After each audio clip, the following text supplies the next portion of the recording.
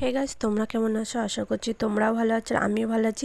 Guys, আজকে একটা blog নিয়ে চলে এলাম। আজ হচ্ছে আমার দাদাদের বাড়ি কার্তিক পুজো। তো আমার ফার্স্ট এরকম এলে আমার তাতে কোনো কি বলবো, তোমাদের কাছে আগেই ক্ষমা চেয়ে নিচ্ছে, যেহেতু আমার খুব ঠান্ডা লেগেছে।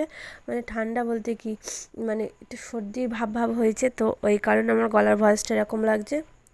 তো চলো, এখানে দেখতে পাচ্ছ আমি পুজো দিয়ে দিয়েছি ঠাকুরের কাছে। ফল মিষ্টি আর হচ্ছে মালা টালা দিয়ে পুজো দেওয়া হয়ে গেছে। আর এইখানে হচ্ছে দুটো কার্তিক ফেলেছিল আমার দাদাদের বাড়িতে, আমি এখানে রেডি হয়ে এসেছি। আর আমাদের বাবুকে আমি এখনও পর্যন্ত নিয়ে আসিনি, কারণ ও ঘুমাচ্ছে তাই। তো এখন হচ্ছে আমার বাবু ঘুম থেকে উঠে গেছে, এবার আমি দিদিদের সাথে আসছি গাইস। আর ওখানে আমার দিদির মেয়েরা যাচ্ছে। আর এই দেখো, আমি আমাদের বাবু ঘুম থেকে উঠেছে, বাবুকে সোয়েটার আরে পরিয়ে নিয়ে গেছি। আর ওখানে একটা কাকিমা ছিল, ওই কাকিমার ছেলে আর আমার বাবু একদিনের ছোটো বড়, তো আমিও দেখাচ্ছিলাম যে এটা আমাদের বাবু। আর এই দেখো, আমি এখন যাচ্ছি। আর আমি চুলটা বিনুনি করেছি, আমার চুলটা কেমন লাগছে তোমরা কিন্তু কমেন্টে বলবে, ঠিক আছে? আমি চুলটা অনেক অনেক যত্ন করার পরে আমার চুলটা তারপরে একটু বড় হয়েছে, নাহলে আমার চুলটা পুরো নষ্টই হয়ে গিয়েছিল। তো দেখো, আর এই যে এখানে জেঠু রয়েছে, জেঠুকে বলছি ওই একটু তুমি সরো এখান থেকে। আমি এখন সোনাকে দেখাবো, আমাদের চিকো দাদাকে। আমি যেহেতু কার্তিককে চিকো বলি, আমার ঘরেতে আমার ছেলেকে আমি চিকোই বলে রাখি। তো ওই কারণে আমি আমার বাবুকে বলছি যে চলো সোনা, ওই দেখো চিকো সোনা, চিকো দাদা ভাই তুমি দেখো। আর ও দেখে নিয়েছে চিকো দাদাকে। আর এখানে সব জেঠিরা দিদিরা সব বসে রয়েছে।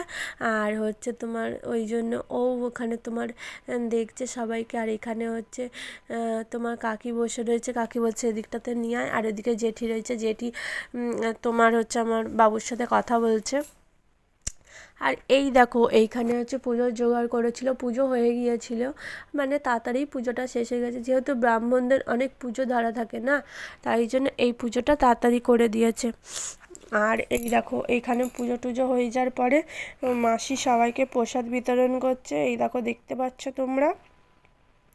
আর দাদাদের বাড়ির পুজোতে খুবই মজা হয়েছে, সকাল থেকে খুবই আনন্দ করেছি আমি বৌদিরা সবাই মিলে। আর এখানে দেখতে পাচ্ছ ঠাকুরগুলো কি কিউট না, আমার তো খুব ভালো লাগে, আমার ছেলের মতনই। আমার ঘরেতেও আছে আমার চিকো সোনা, আর এই চিকো সোনাগুলোকে আমি খুব আদর করে নিয়েছি। আর এইখানে হচ্ছে আমার বৌদির মা, আমার একটা জেঠিমার কাছে আমাদের বাবু রয়েছে। আর ওইখানে একটা দাদার ছেলে খুব দুষ্টুমি করছিল, ওর মারা যখন খেতে বসেছিল আমার কাছে ছিল, আমি ওকে আমার কাছে রেখে দিয়েছিলাম। আর ও ছিল আমার কাছে, কিন্তু বেশিক্ষণ ছিল না, তারপরে ও আবার কান্নাকাটি করছিল।